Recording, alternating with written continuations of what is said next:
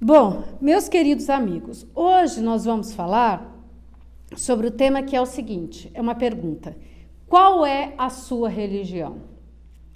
Aí, entre tantas definições, eu escrevi aqui uma que eu achei que seria, assim, mais legal, ou mais simples de entender, que diz o seguinte: é um conjunto de princípios, crenças, dogmas e práticas baseadas em livros sagrados que unem seus seguidores numa mesma comunidade moral. E as pessoas optam por uma religião para estudar, refletir e praticar suas crenças, cultos e conceitos. Bom, aí vamos lá.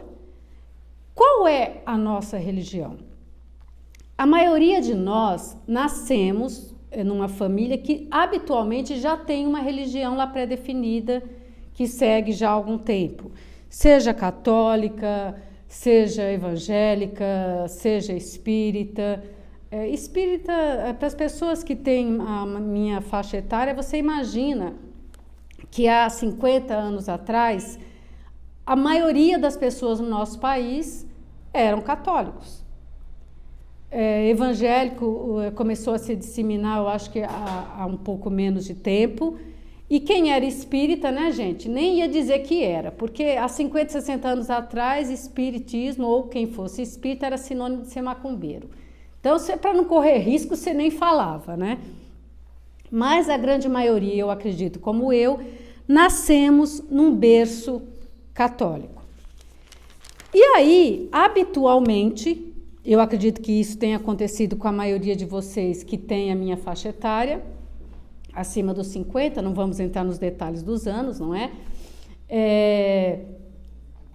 Frequentavam uma igreja.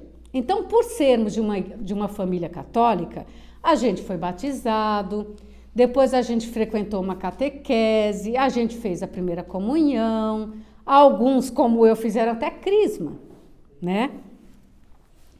E aí, gente,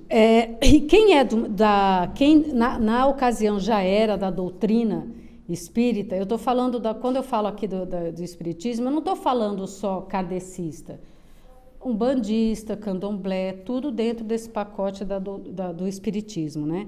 Mas falando assim mais da nossa vertente, quando você nascia numa família espírita, os pais também já direcionavam para fazer um curso de evangelização infantil, depois um curso de jovens.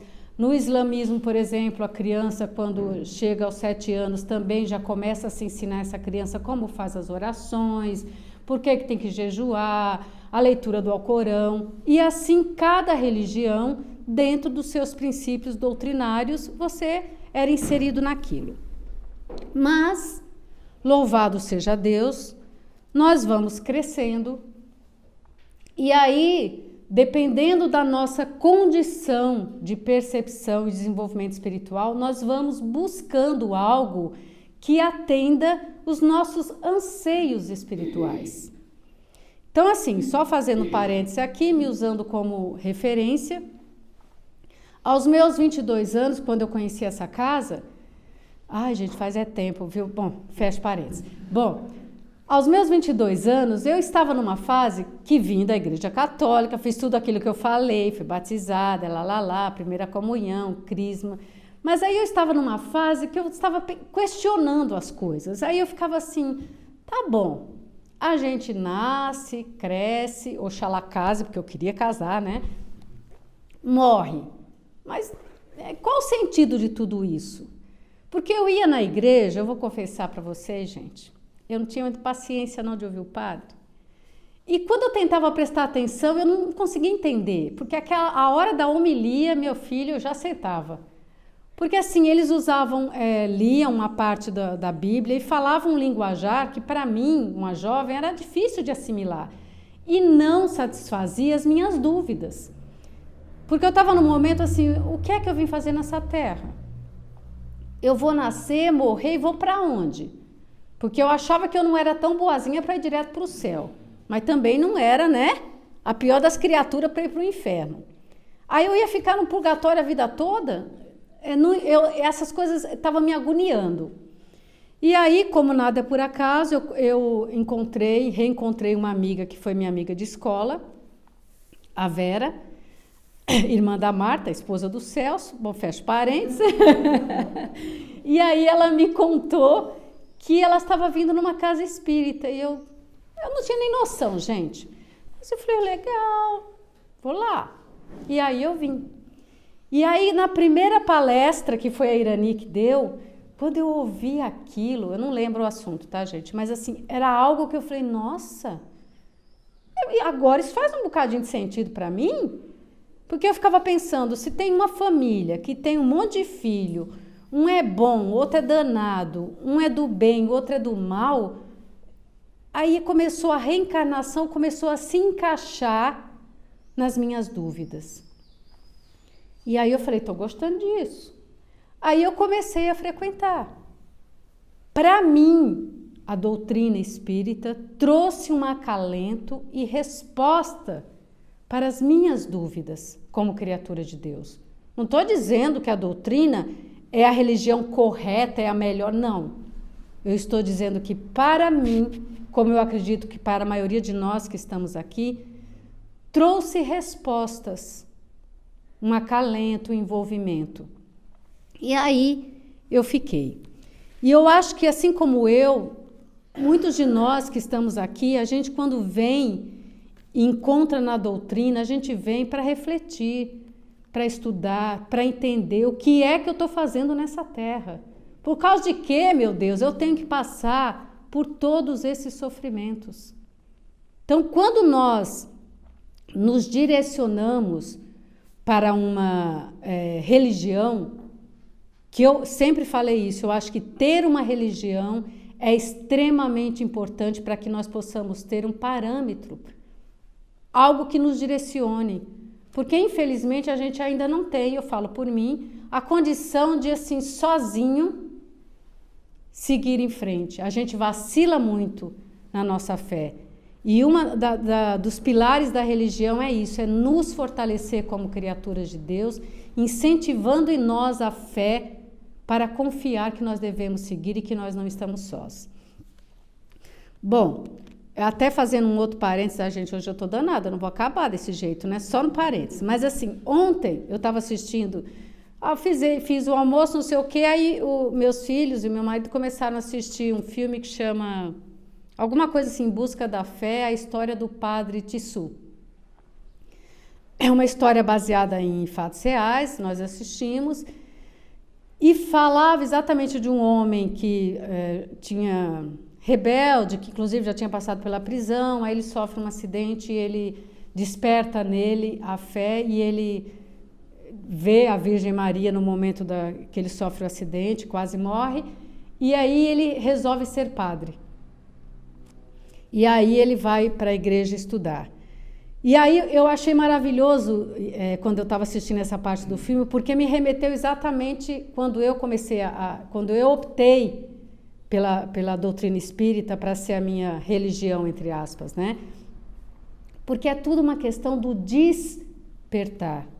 O que é que te desperta? É a palestra do pastor? É a homilia do padre? É um livro da doutrina que você leu? É uma palestra do centro espírita? É quando você é uma meditação que você fez? Não importa o caminho. O que importa, minha gente, é que a gente está aqui nessa terra e que nós temos que despertar. Então, veja, nós que nos intitulamos espíritas, o que é que nós fazemos para nos... Olha, eu sou espírita. A gente estuda os livros do Kardec, a gente lê os livros do Chico, lê tantas outras literaturas que nos traz conhecimento da doutrina, inclusive os romances. Zíbia Gasparetto. A minha mãe, gente, é católica, daquela de rezar tercinho, toda noite. Quem já me conhece, já me ouviu falar aqui, já conhece a Bebé de longas datas, porque eu sempre conto os causos dela. Mas a Bebé resolveu começar a ler, a gente começou a dar livros da Zíbia, romances, e ela adora. E ela sempre fica assim, Van, será que é isso mesmo? Eu falo, olha mãe, eu acredito. Então assim, a gente joga aquela sementinha da dúvida. para que ela continue lá rezando o terço dela com afinco, com aquela fé amorosa de mãe, mas que desperte para um outro lado também. Né? Porque ela fala, ah, Ivan, eu tenho tanto medo de morrer, de ficar ali enterrada, aquela terra me agoniando. Eu falei, criatura, a terra não vai ficar te agoniando, não. Então eu já fico envolvendo para que ela, como espírito, não tenha essa preocupação de saber que corpo é corpo, vira pó, mas que o espírito continue. Né? Então nós que nos rotulamos espíritas, que devemos seguir todos esses passos aqui, estudar, ouvir uma palestra, tomar passe, fazer o evangelho no lar, como bem disse o Petuel no início, nós fazemos tudo isso e quando a gente está nesse roteiro, a gente se rotula como espíritas.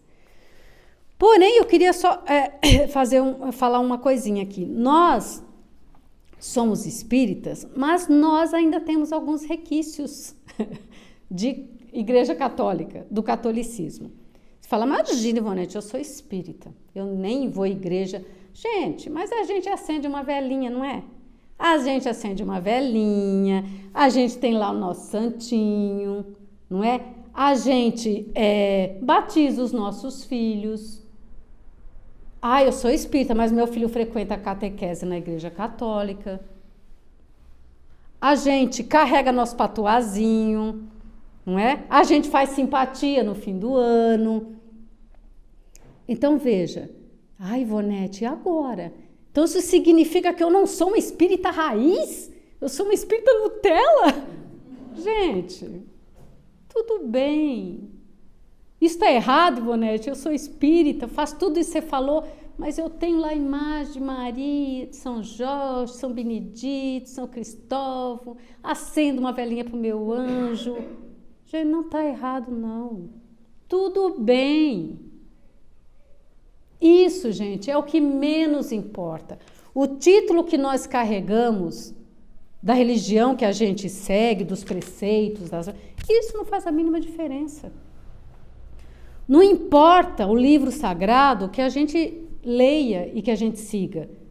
Se é a Bíblia Sagrada, se é o Alcorão, se é o Evangelho segundo o Espiritismo, isso não faz a mínima diferença. O que faz a diferença é que nós possamos seguir o caminho do bem. E como cristãos que somos, seguirmos o ensinamento de Jesus. Jesus, quando veio aqui, ele não disse assim, olha, eu estou aqui pregando o amor, a caridade, então você tem que ser católico. Eu estou aqui pregando o amor, a caridade, o perdão, você tem que ser espírita. Jesus não trouxe rótulos, ele simplesmente pregou, ele simplesmente falou, agiu no amor e na caridade. Ponto. Isso tem que ser o nosso pensamento quando a gente fala com relação a uma religião. A gente precisa, nós ainda encarnados, precisamos de seguir um caminho. Então a minha religião é católica, eu preciso. A minha religião diz, eu preciso. Tudo bem. Agora se o outro é católico, mas não acredita na reencarnação, não acredita nas leis do karma, não acredita na causa e o efeito, tudo bem. Essa criatura atua no bem, essa criatura faz, fora da caridade não há salvação, amai o próximo como a si mesmo, perdoai para ser perdoado, ok, gente, nós estamos no caminho. Então, e a gente tem que ter muito claro para nós que ter uma religião não é seguir essa religião ao pé da letra. Então, veja, eu não preciso sair com a Bíblia debaixo do braço, decorar todos os capítulos do Antigo Testamento, Novo Testamento, versículo tal, livro tal. Eu não preciso, como espírita, saber de cor e salteado as mais de 1000 perguntas do Livro dos Espíritos. Se eu tiver o Evangelho de Jesus e segui-lo, ok. O resto, nós temos toda uma vida, é conhecimento adquirido que nós vamos ter conforme o nosso processo espiritual. Antes de entrar aqui, eu estava falando lá fora com o Petuel e eu estava contando para ele, vou abrir outro parênteses, tá, gente? Vocês me perdoem. Mas assim, eu estava falando para ele, nossa, eu pensei que era o Petuel que estava aqui. É que eu não olhei de ladinho, só vi assim, ô meu filho, você está aí fora. E eu estava contando para ele exatamente dessa questão de escolhas religiosas, né?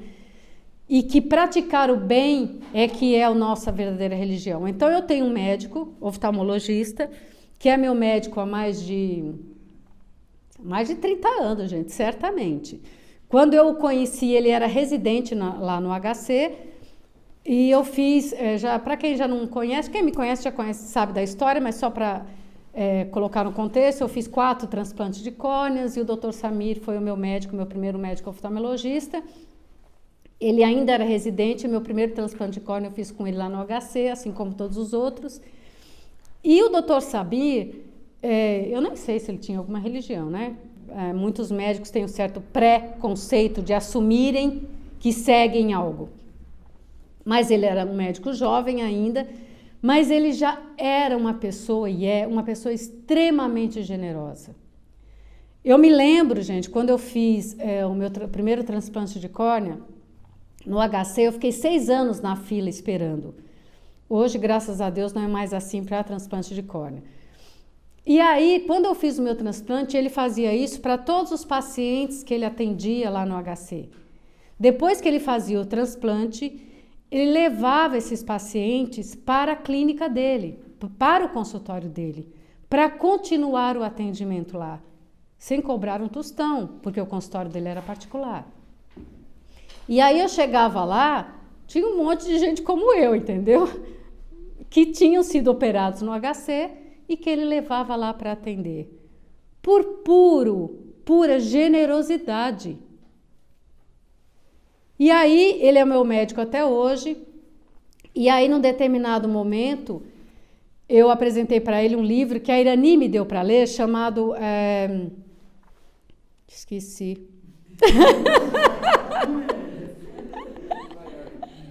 Hã? Não, bem. Menina, que situação, né, gente?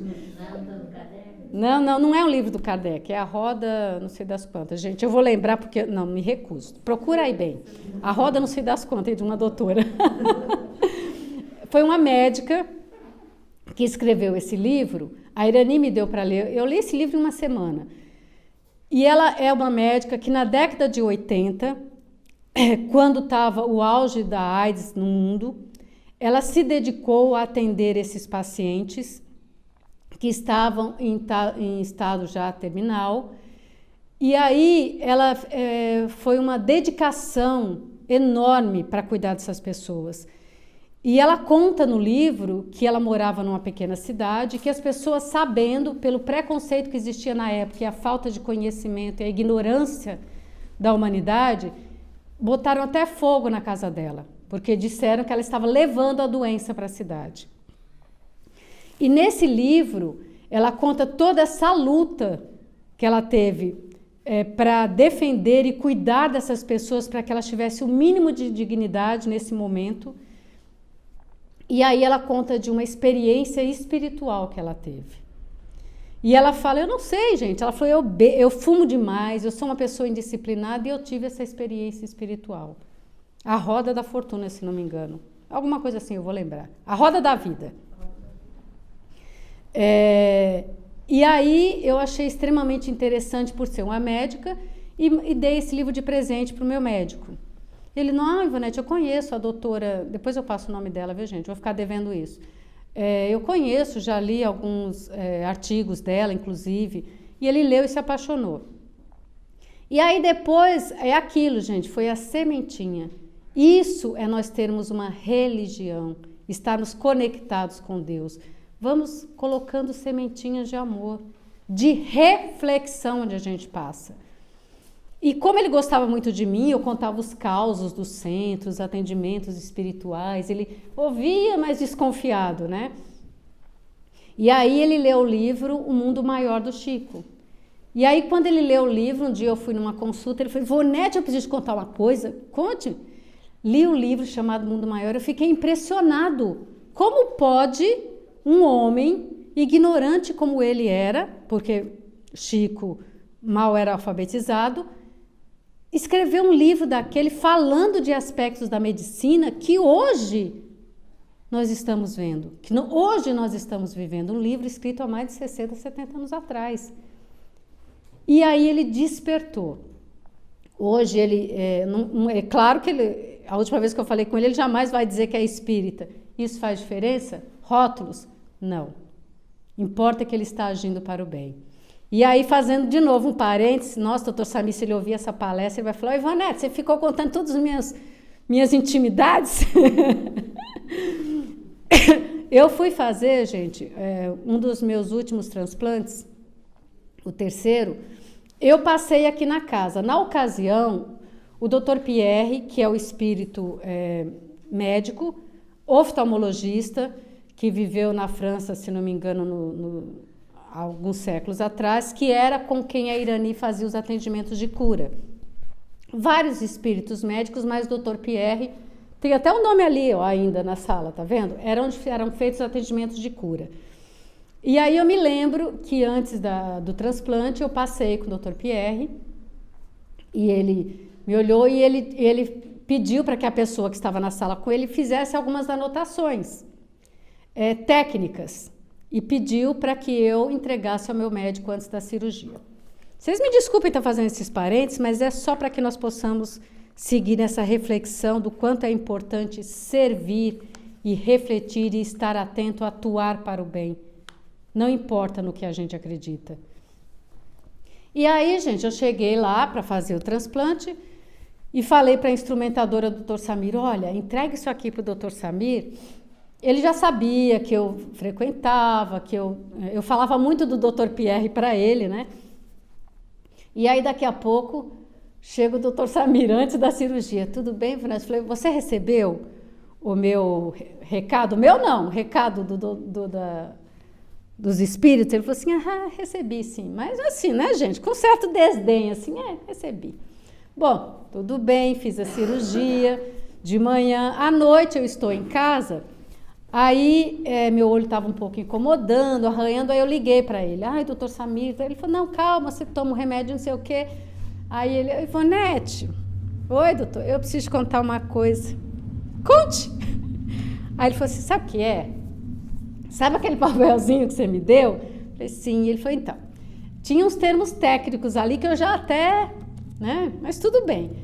E lá, eu vou falar no linguajar que eu entendi, né, porque ele falou de uma forma que eu pudesse entender. Ele falou assim, digamos que lá estava escrito o seguinte, preste atenção na veia, não sei das quantas, do lado esquerdo do órbito ocular, porque se essa veia estourar, vai dar muito trabalho para cauterizar e vai comprometer a cirurgia.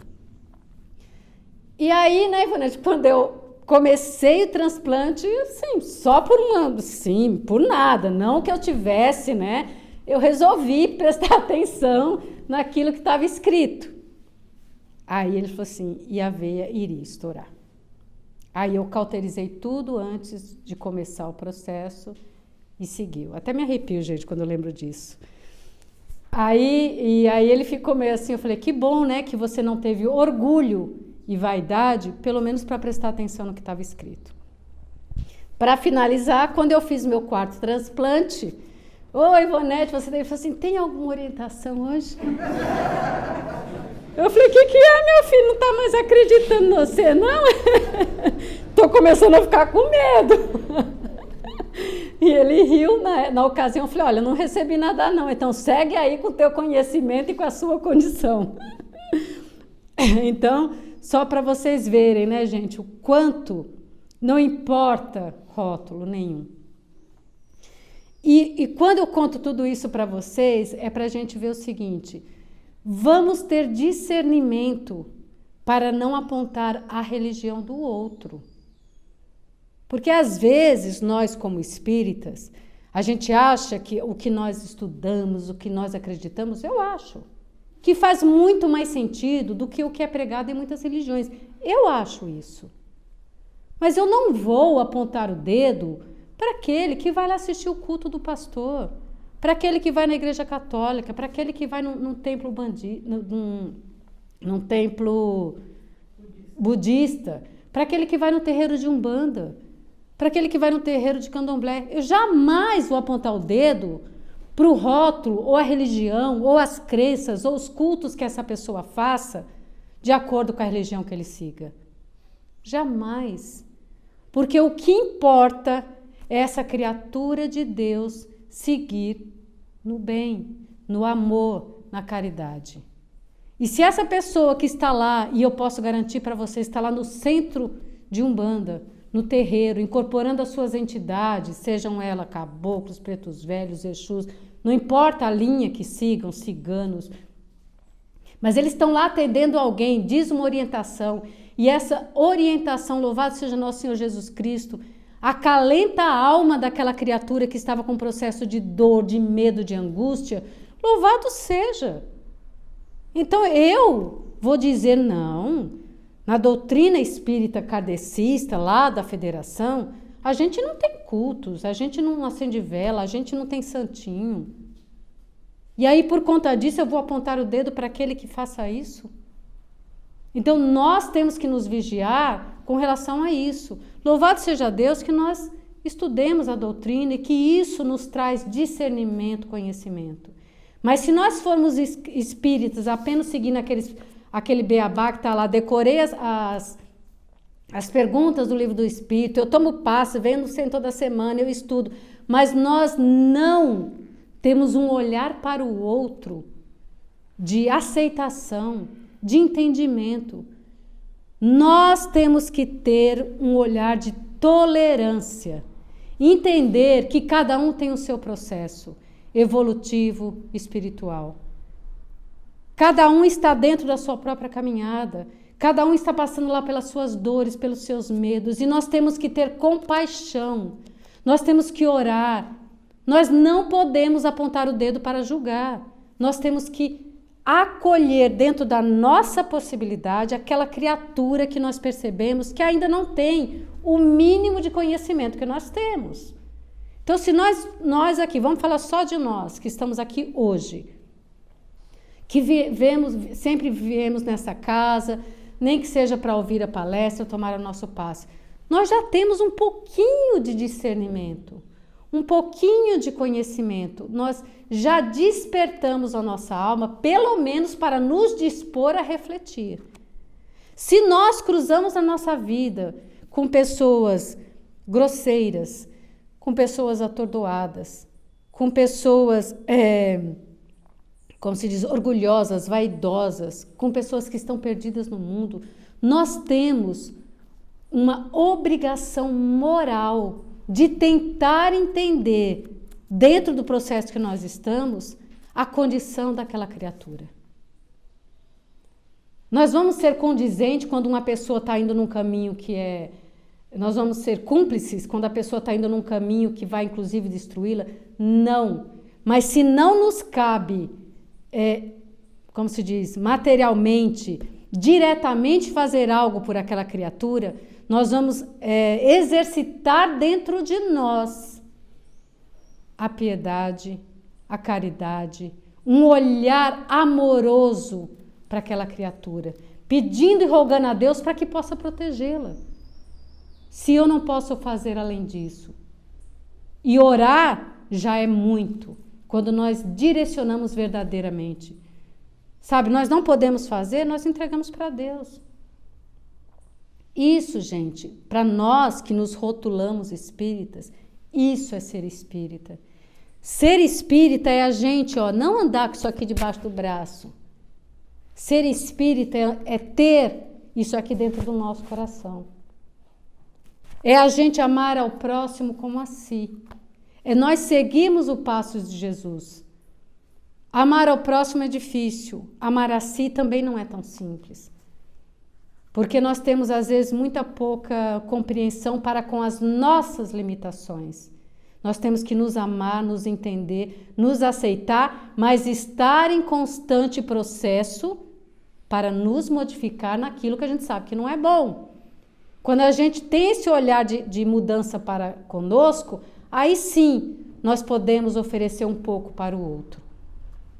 Então, esse é um exercício constante. Então, nós temos, gente, que atuar no bem não da boca para fora, do coração para fora. Nós estamos aqui na segunda-feira, na turma que está estudando o livro Libertação, que é um dos livros psicografado pelo Chico, do André Luiz.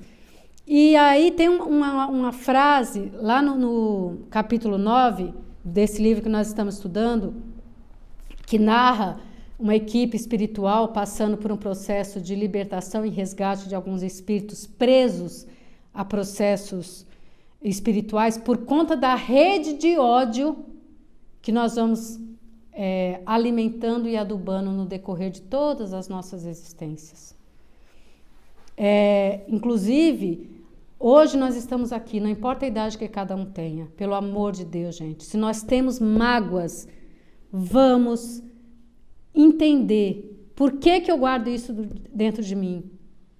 Não vamos semear e não vamos, regar esses sentimentos, não.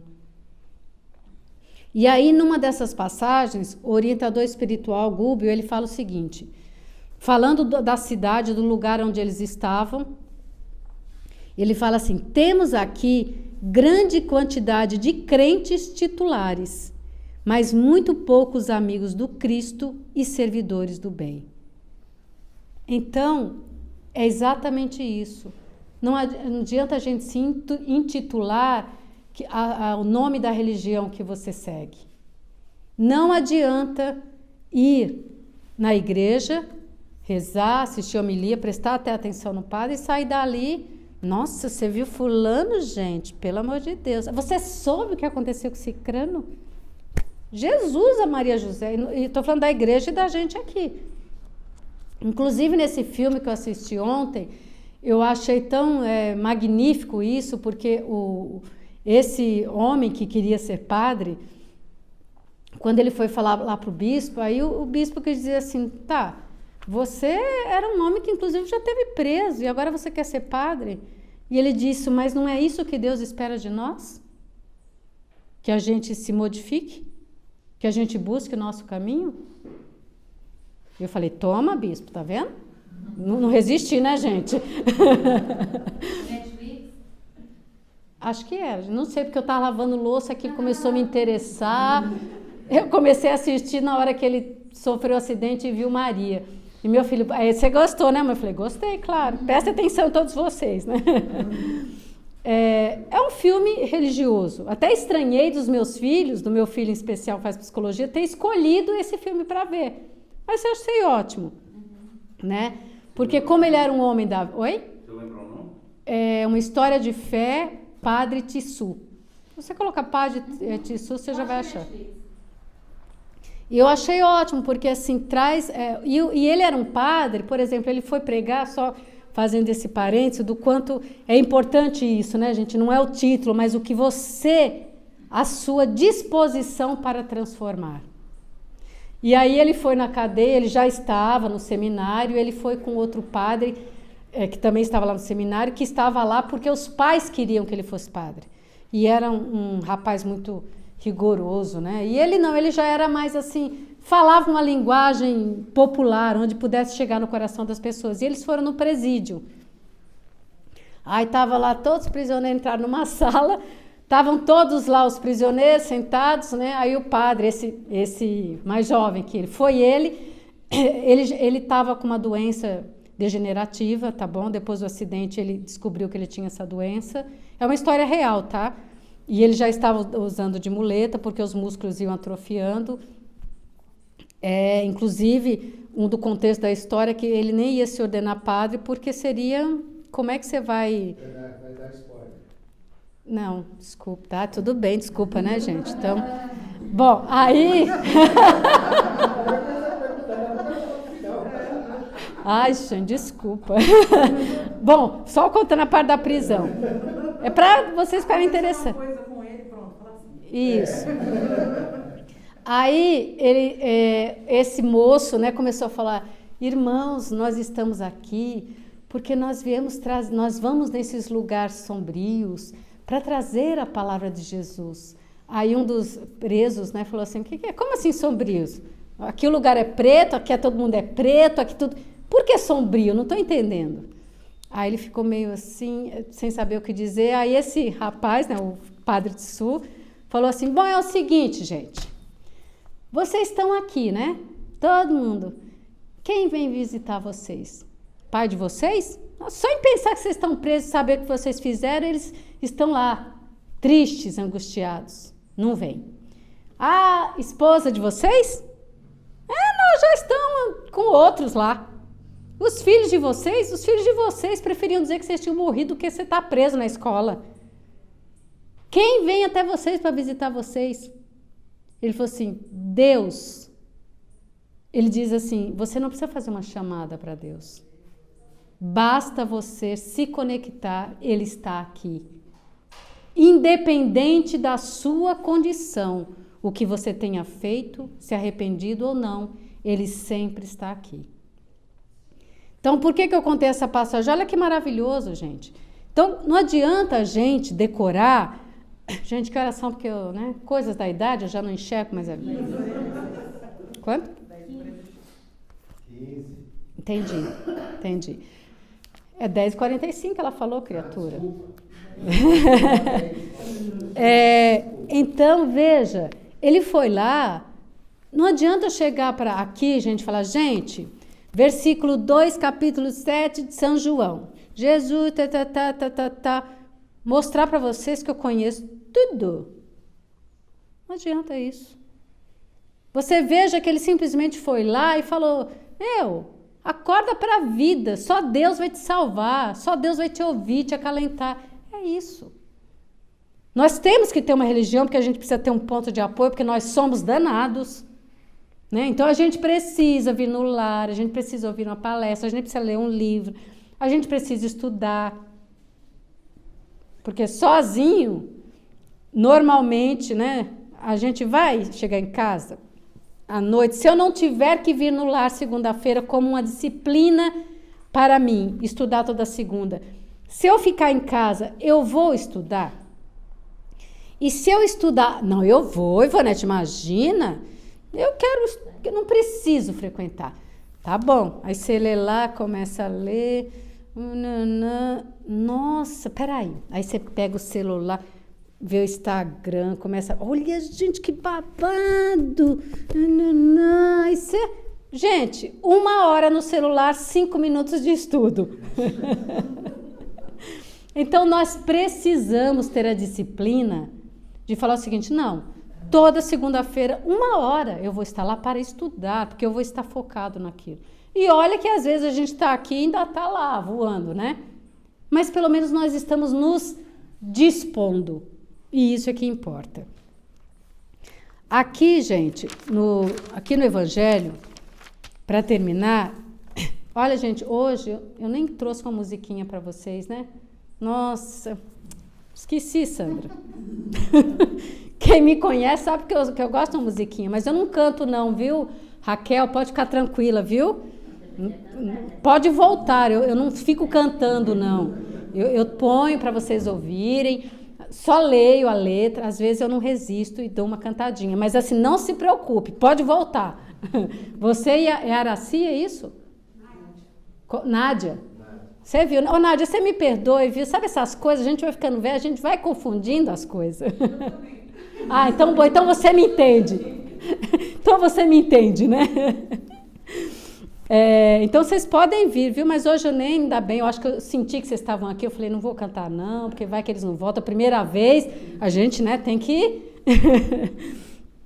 Eu vou ler só um trechinho, gente, aqui que chama, é o título é o capítulo 17. Adoro, gente, preciso falar isso para vocês, esses livros novos que vem escrito o capítulo como número. Por que de acho, gente? Ainda publicam livros com número romano. Fala se isso não é para acabar com aquela criatura que não gosta de matemática. Ah, agora não, olha, 17. Ai, que beleza, não precisa nem pensar. Porque quando eu pego o antigo, eu anoto do ladinho, sabe, para não passar vergonha? Então, gente, é o capítulo 17, sede perfeitos. Quando a gente começa a ler esse capítulo, dá um certo medinho, né? E sede perfeito está meio difícil para mim. Mas eu quero falar só de um pequeno trechinho do item que é o homem de bem, que diz assim: o verdadeiro homem de bem é aquele que pratica a lei da justiça, do amor e da caridade, na sua maior pureza. Questiona sua consciência sobre seus próprios atos. Ó, veja bem, o que é que nós estamos fazendo, o porquê e o que eu posso fazer para modificar. Pergunta se não violou essa lei, se não fez o mal, se fez todo o bem que podia. Vou abrir um parênteses aqui. Se fez todo o bem que podia. Eu costumo dizer, se nós que estamos aqui em desenvolvimento espiritual para crescer, quando a gente lê isso, se você fez todo o bem que podia, é a gente dar um passo além. Sabe aquela coisa quando a gente está andando na rua, tem um morador de rua do nosso lado, aí você dá R$1 para ele, né? Ah, vou ajudar. Só que se ele estiver do outro lado da calçada, vou atravessar não, gente, só para dar R$1. Então, fazer todo o bem que podia é você se dispor a algo mais. Nesse exemplo, é você se dispor a atravessar a rua para chegar até ele. Se negligenciou voluntariamente uma ocasião de ser útil. Se ninguém tem queixa dele, enfim, se fez aos outros tudo o que gostaria que lhe fizessem. Sabe aquele provérbio popular da avó, bisavó? Faça ao outro aquilo que gostariam que fizesse para você. Tem fé em Deus, na sua bondade, na sua justiça e na sua sabedoria divina. Sabe que nada acontece sem a sua permissão e submete-se em todas as coisas à sua vontade. Então, gente, a nossa religião não precisa ter nome. Nós não precisamos nos rotular. Qual a sua religião, Ivonete? Eu quero ser um homem do bem. Eu quero reconhecer as minhas fragilidades, tentar modificá-las dentro da minha condição em que eu estou hoje. Quero, que a gente sempre reconhece, né, a fragilidade do outro, mas eu quero poder envolver o outro, emanar o meu melhor para que aquele outro também possa progredir no passo em que ele está. Se ele está à frente de mim na sua caminhada, se ele ainda está atrás, vamos vibrar para que essa criatura encontre o seu caminho. É isso. Então, a nossa religião, meus queridos amigos, para nós que somos cristãos, é seguir os passos, os ensinamentos que Jesus nos deixou através do Evangelho, seguir os seus exemplos, fazer o nosso melhor dentro da nossa condição, para nós e para o outro. Vamos servir, portanto, façam o curso de passe. Brincadeira, não se sintam pressionados. Sintam-se. Eu falo isso brincando porque a gente olha assim, a gente vê um monte de gente ali e fala, olha esse danado que vem aqui todo domingo e tá ali, olha, transbordando em energia. Olha se essa criatura se dispusesse, pudesse trabalhar na recepção para acolher, se pudesse dar um passe, se pudesse... Então, quando a gente fala isso, é porque a gente vê tanta energia aí aflorada que está ali, só esperando para que você se prepare para servir. Nessa casa ou em qualquer outra que você queira e possa. Tá bom, meus queridos irmãos? A Roda da Vida. Louvado seja, leia o nome dela aí. Viu, gente? A Roda da Vida, Elizabeth Kubler-Ross. Eu acertei no final, falei a Roda da Vida, né? Viu, gente? Então, ó, Elizabeth Kubler-Ross, A Roda da Vida. Vocês não vão enxergar, né? Porque tá meio longe, mas podem procurar. Obrigada, viu, bem? A gente tem que promover a leitura, mas tem que falar as coisas certas, né? Então, que Jesus possa nos envolver, nos abençoar, que esse frio comece a se dissipar, porque louvado seja, nós temos blusa, casa, nosso aconchego, mas tem muitos irmãos que estão aí sofrendo, né? Que Jesus nos abençoe, que nós tenhamos uma semana de muita reflexão, luz e amor. Querido Mestre Jesus, Querida Mãe Maria de Nazaré, mentores e protetores desta casa de amor, mentores e protetores de cada um de nós. Nós aqui estamos, Senhor, nesta manhã fria de domingo, dia 21 de agosto de 2022. Aqui estamos porque encontramos dentro de nós disposição, ânimo, para parar um pouquinho, para refletir, para trazer, Senhor, para o nosso mental, para o nosso coração, o que podemos fazer para sermos homens de bem.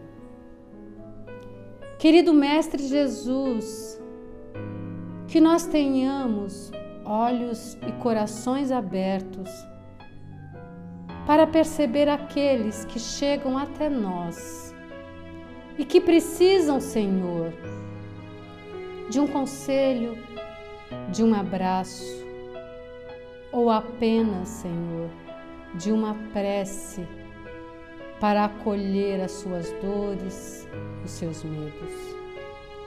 Que nós possamos sempre, Senhor, estar à disposição para servir.